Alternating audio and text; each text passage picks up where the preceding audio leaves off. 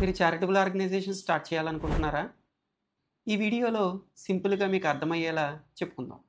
Charitable organisation అంటే ఏంటి? దాని పర్పస్ ఏంటి? ఎలా రిజిస్ట్రేషన్ చేయాలి? ఎవరికి కావాలి? డాక్యుమెంట్స్ ఏమేం కావాలి? ఇందులో ఎన్ని రకాలుంటాయి? మరి చివరికి ఎన్ఎస్ టాక్స్ కన్సల్టెన్సీ సింపుల్‌గా ఏ విధంగా హెల్ప్ చేస్తుందో చెప్తాను. సో, ఈ వీడియోని ఎండ్ వరకు చూడండి. చారిటబుల్ ఆర్గనైజేషన్ అంటే ప్రాఫిట్ కోసం కాకుండా సమాజం కోసం పనిచేసే organisation. So, non profit entity.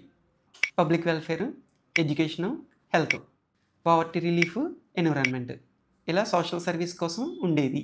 అసల చారిటబుల్ ఆర్గనైజేషన్‌ని స్టార్ట్ చేయడం ద్వారా ఎడ్యుకేషన్ హెల్త్ క్యాంప్స్, పూర్ పీపుల్‌కి ఫుడ్, క్లాత్స్ ప్రొవైడ్ చేయడం, old age homes, orphanages, animal welfare, environmental activities and blood donation ఇలాంటి సోషల్ సర్వీసెస్ చేయొచ్చు. ఈ ఆర్గనైజేషన్ ద్వారా మన సమాజంలో మంచి ఇంపాక్ట్ క్రియేట్ చేయొచ్చు. అందుకే చాలామంది ఇండివిడ్యువల్స్, గ్రూప్స్, కంపెనీస్ కూడా ఇలాంటి చారిటబుల్ ఆర్గనైజేషన్‌ని ఫార్మ్ చేస్తారు. అసల చారిటబుల్ ఆర్గనైజేషన్‌లో ఎన్ని రకాలు ఉంటాయో తెలుసా మీకు?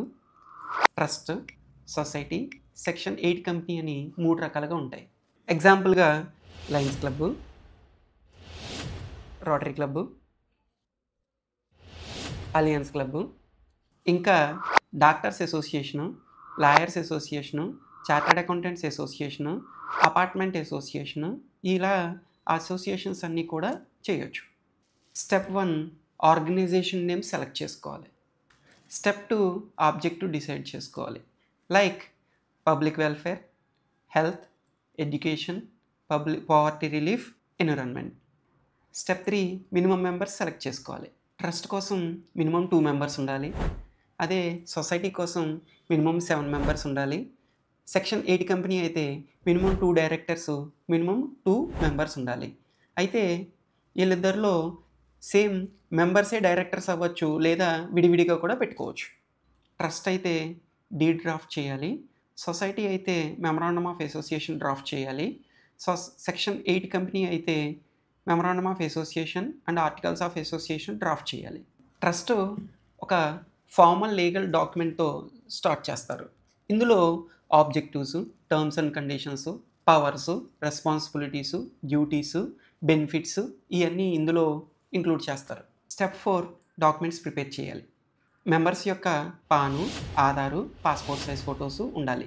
ఆర్గనైజేషన్ ఆఫీస్ యొక్క కరస్పాండెన్స్ అడ్రస్‌కి రెంటల్ డీడ్ గానీ, రెంటల్ ఫ్రీ అఫిడవిట్ గానీ ఉండాలి. రెంటల్ డీడ్ అంటే లీజ్ అగ్రీమెంట్. నథింగ్ బట్ మనం ఆర్గనైజేషన్ ప్రెమిసెస్‌ని ఒకవేళ రెంట్‌కి తీసుకున్నాం అనుకోండి, లీజ్ అగ్రీమెంట్ తయారు చేయాలి.